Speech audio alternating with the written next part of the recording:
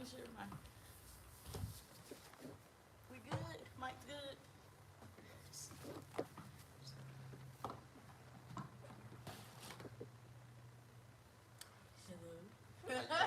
How you gonna sit towards her? You gonna turn your body? I'm gonna move your mic a little bit more. A little bit more. Okay. Yeah, you're fine, but I'm gonna just extend it so. Doing a little test run here. I want to say welcome.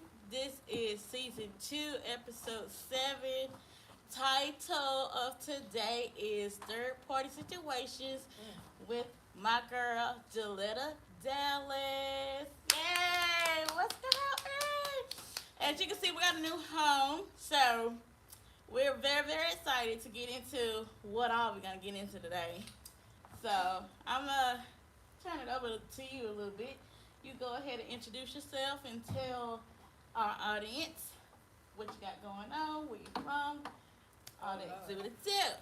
Hey y'all. Galetta Dallice. I am originally from New York, Staten Island to be exact. I moved to Spartanburg a long time ago. I'm not about to tell my age, but you know, it was in the 90s. And what else? What do I have going on? I'm back in Spartanburg, being somebody's mom.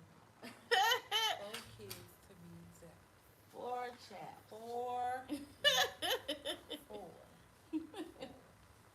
Now, can you tell us how?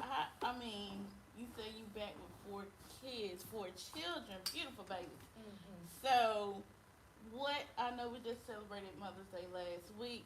So, like, moving children, how was that? What was that like? Moving back to South Carolina. Girl, it was hard. It was really hard. More so because when I moved, I didn't move for me in the first place. Right. To New York. Okay. Back in 2020. I moved because I got married. Okay. And all of that good stuff. Yeah. But, we're gonna get into that later. Yeah, but, no, it was time to come home. It was time to come home. My kids wanted to come home. So they love being down south. This is their home. They don't want to be anywhere else but home. Okay. And I can't be mad. Okay. And they're happy. They're happy. And that's all that matters to me. Well, I love to hear that, but being a working mom, okay, and like, can you also tell us what's it like to being a working mom, working for yourself, and not clocking in on someone's time clock? That ain't easy either. Like when you're an entrepreneur, there's a lot that goes into a business. And so the biggest thing you have to understand is you have to prioritize your time. Mm-hmm. My kids, they're priority for me. So when it comes to, like they'll say photo shoot, you may see them on the photo shoot with me. Yeah. And I put them to work. Right. You put the children to work. I love it. When it comes to my kind of justice business, Mm-hmm. my girls are packaging everything that goes out. It ain't me. I told them, and they do it. So I always try to incorporate them in my business because one day they're gonna have to take over. They gotta learn. That's their legacy. They gotta That's learn. my legacy. That's right. That's right. I love that. I love that. So, can you tell us a little bit what you do? Well, I'm a photographer, Mm-hmm. and I would like to say I'm a mover. Okay. When it comes to Crown Adjusted, it started out as a t-shirt line.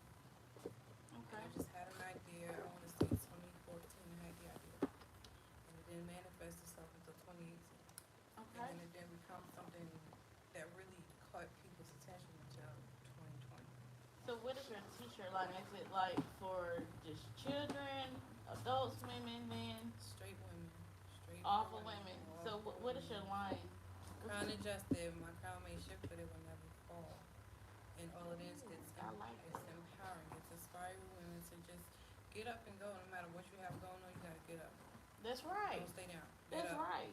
And us women, we need that motivation. Mm-hmm. We need that sisterhood, that sister bond because, you know, we all talk about our crowns a lot and we want to walk as queens. So it's like your next sis gonna be like, hey, I see you kind of down, your crown's tilting a little bit. Let me kind Let of me shift shift it. it a little Let me bit. shift it back up, up Mhm. on your head, like just hold your head up high. Yep. So I love that idea and how you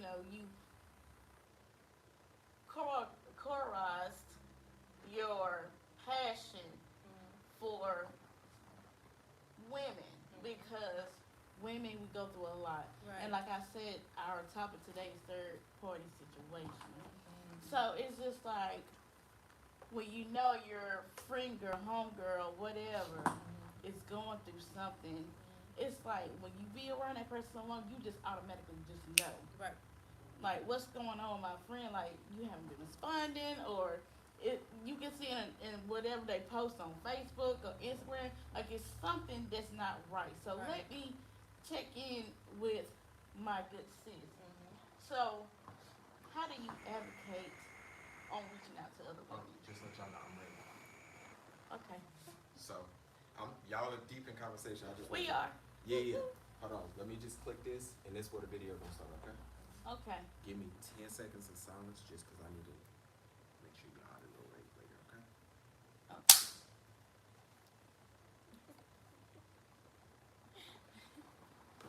So this is our first time being in a studio, y'all. So we're just Getting it going through all together. the motions. So y'all like, what's going on? What's going on? So this is the new home for the podcast, and I was just asking our special guest today, Galetta Dallice, honey, Mhm. about how does she advocate her T-shirt line with women, and our crowns get tilted, and how to let your sis, your good queen sis, know like, hey, I got you. Your crown's tilted. Let me shift it a little bit. So we're gonna get into that. So how do you advocate that? Well, let me start by saying this. When I started Crown Adjusted, I was trying to empower myself Mhm. because I didn't have anybody. Although I was surrounded by a bunch of people, Right. my circle is predominantly guys. So they can always come and try to motivate me from a big brother, little brother standpoint, but it's nothing like coming from a female. It's So I had to learn how to pick myself up, how to empower myself, how to motivate myself. right. And so I know that if I felt alone, then I know other women possibly feel alone too. Right. So I wanted to do something, plus I felt like it was my purpose.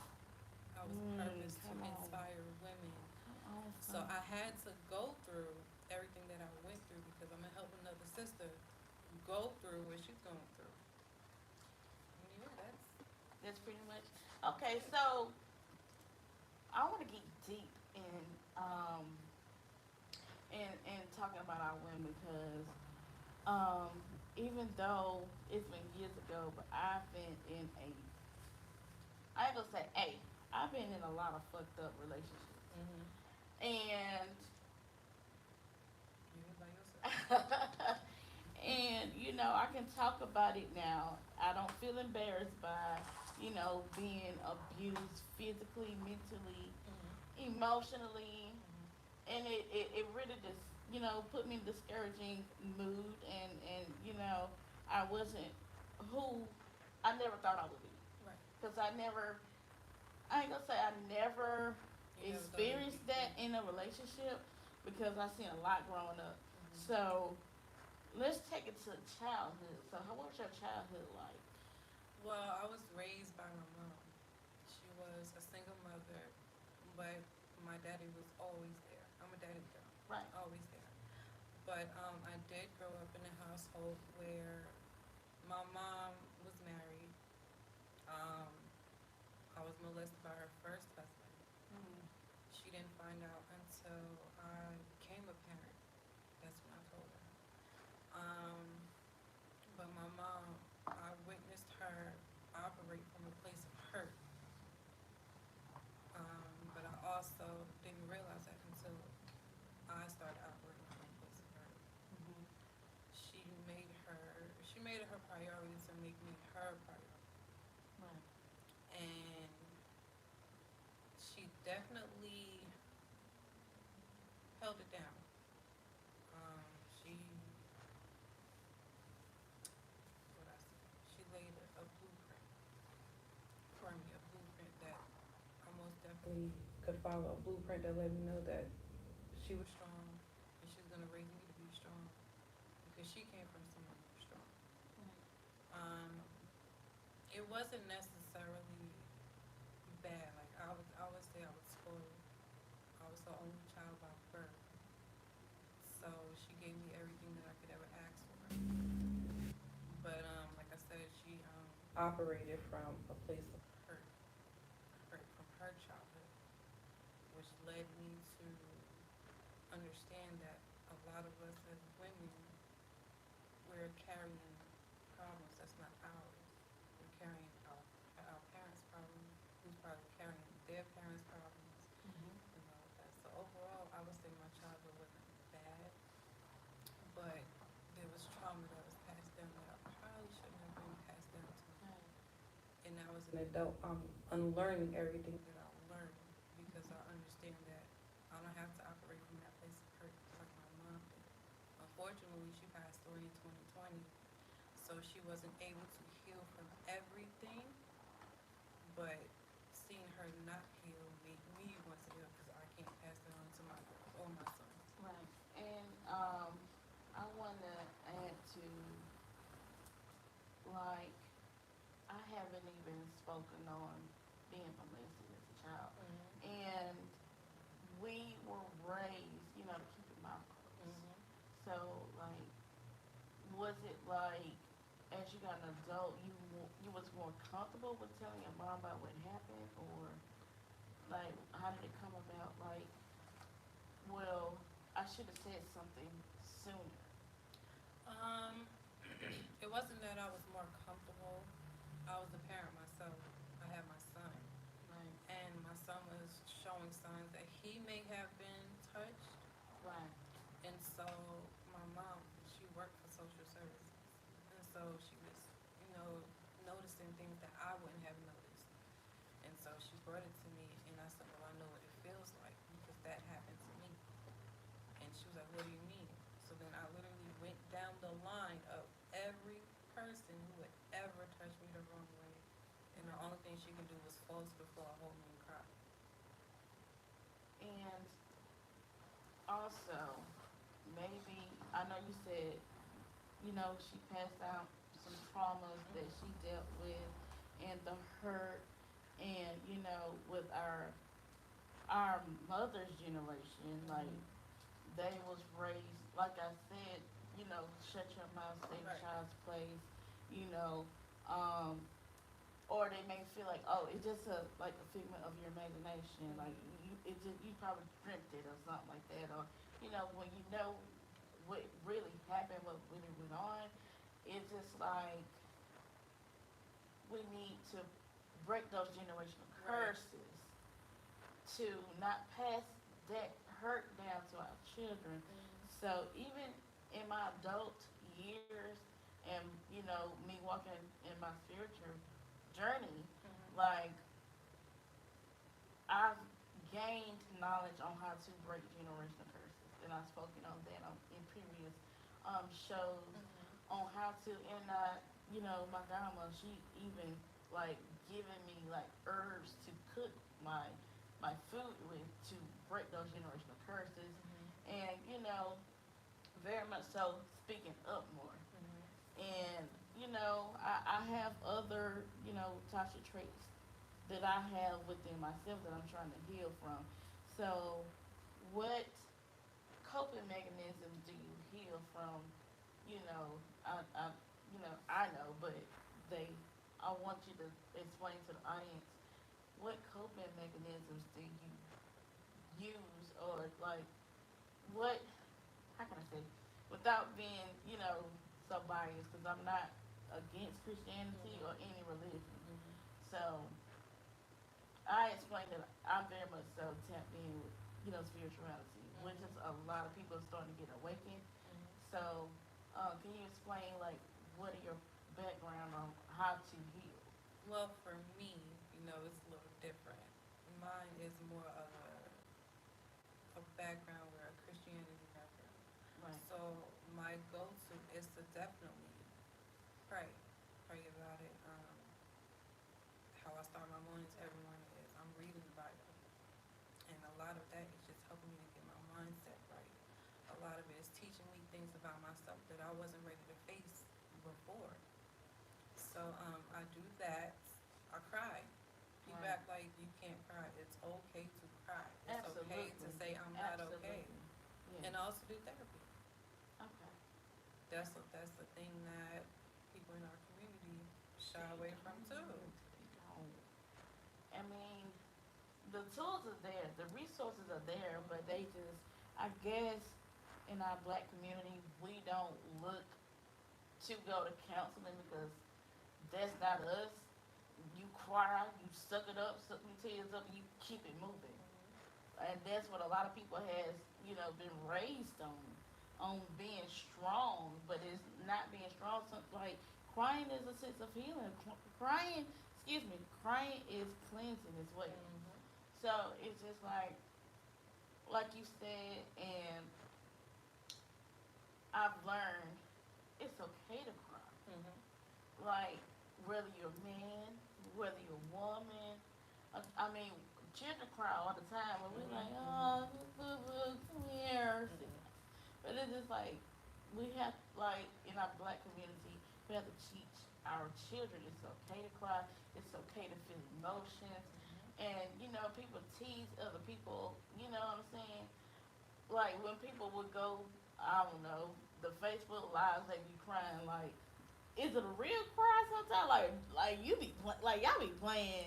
Sometimes people want attention. They be wanting attention a lot.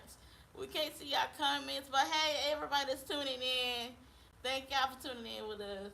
But it's okay to cry, y'all. Like, you gotta get those emotions out. You got to heal yourself, and talk to God, pray, meditate on however. So the tools are there. Moving along, let's get into some of the good stuff. I did notice that we kind of like kept the movie talking about photography.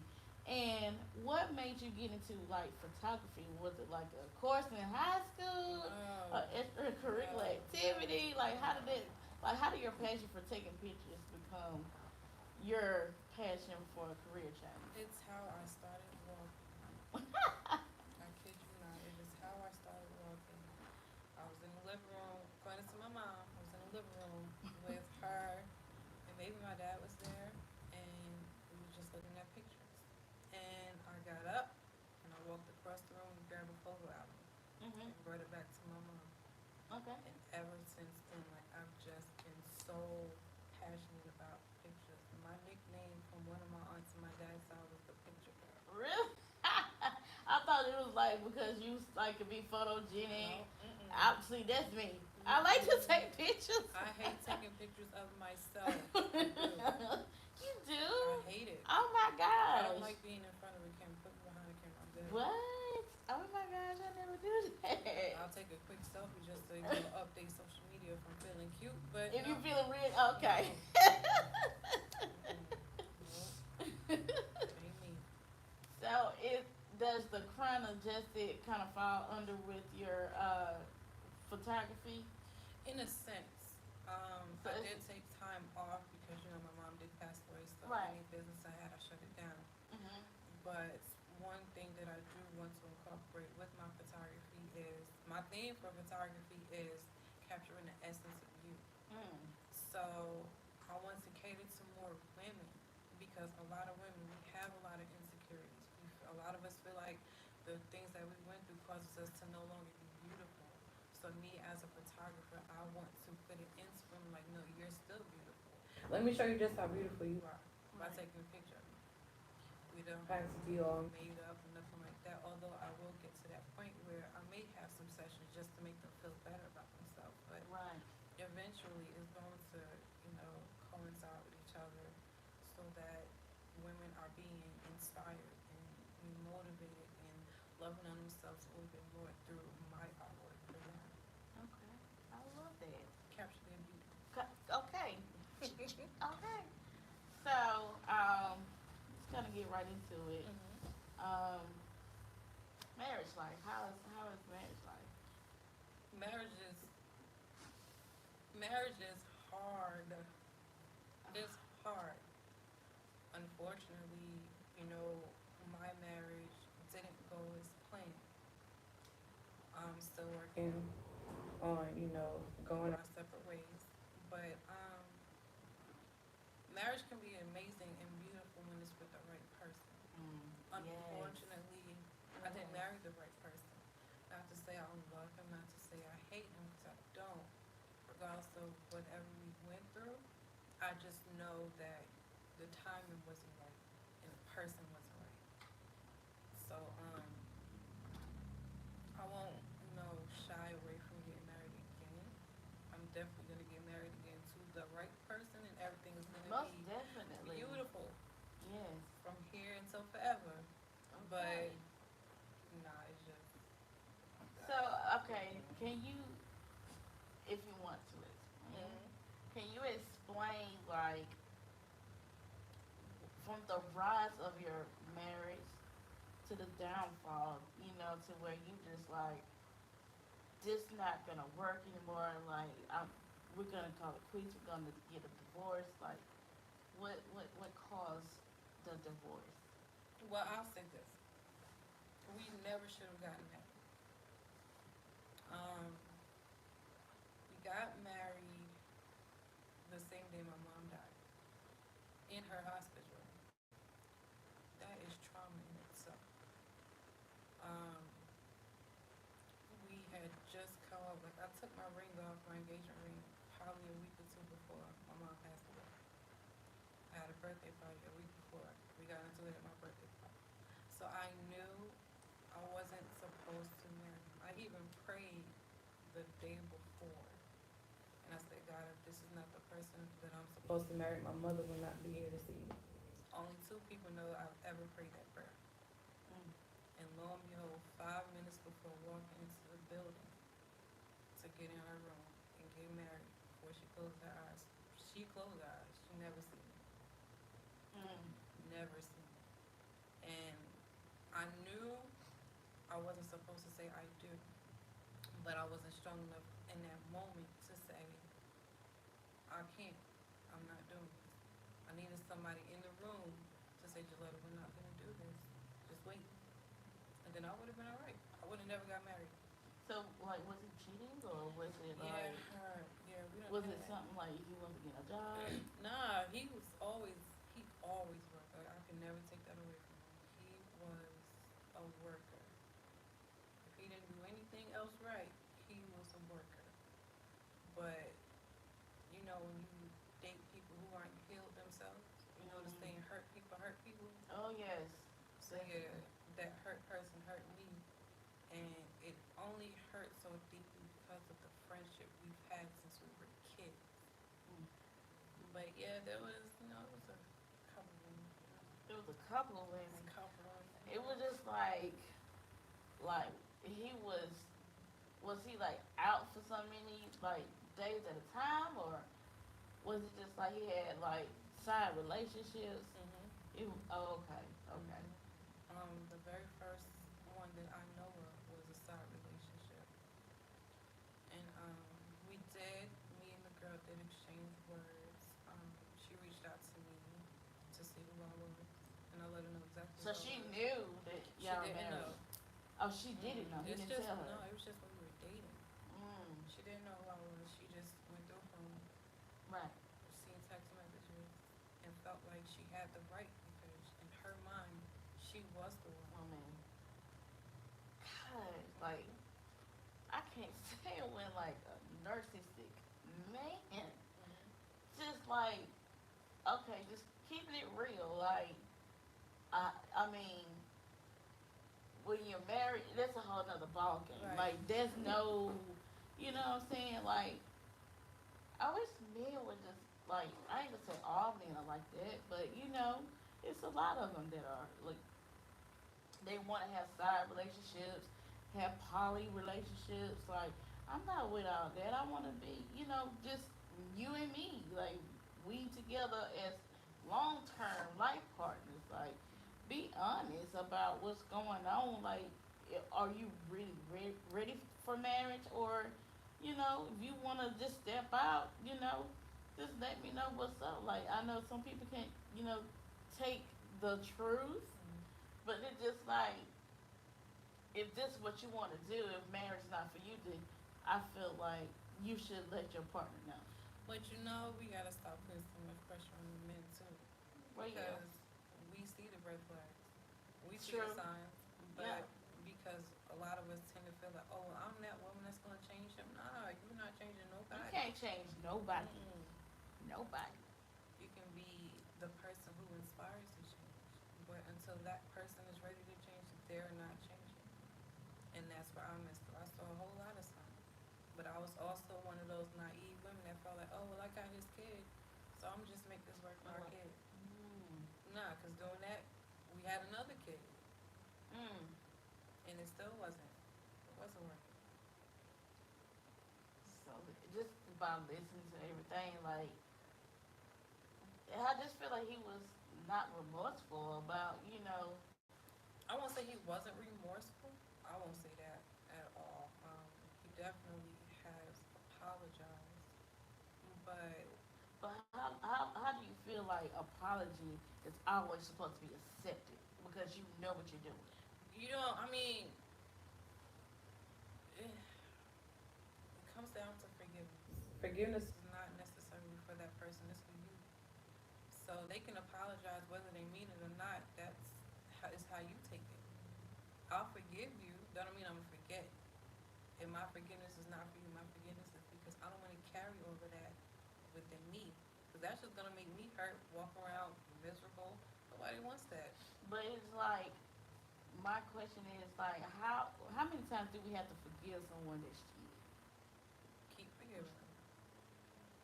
Sometimes, somewhere down the line, I'm like, this is just me, and I can't speak because I've never been married, Mm-hmm. never been engaged. But even within relationships, just dating, Mm-hmm. like, I'm not having none of that. Like, that toxic shit Mm-hmm. is out the window with me. See, but you can forgive them, but still separate yourself. Yeah, you can and separate yourself as well, but you have a lot of wives that stay because of the children, because of the history, because they say I'm sorry. Mm-hmm. So it just Young Van Zant said it better. You're not gonna leave until it hurts enough.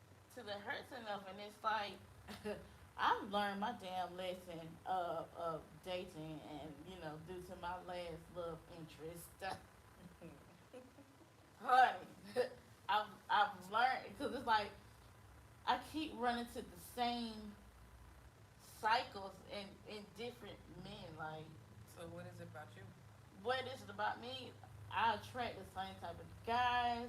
I need to work on, and I'm working on myself to heal myself, and taking accountability for what I do on my end, Mm-hmm. and not giving in so soon. Mm-hmm. So that's a fun fact for Mm-hmm. y'all. But it's just like,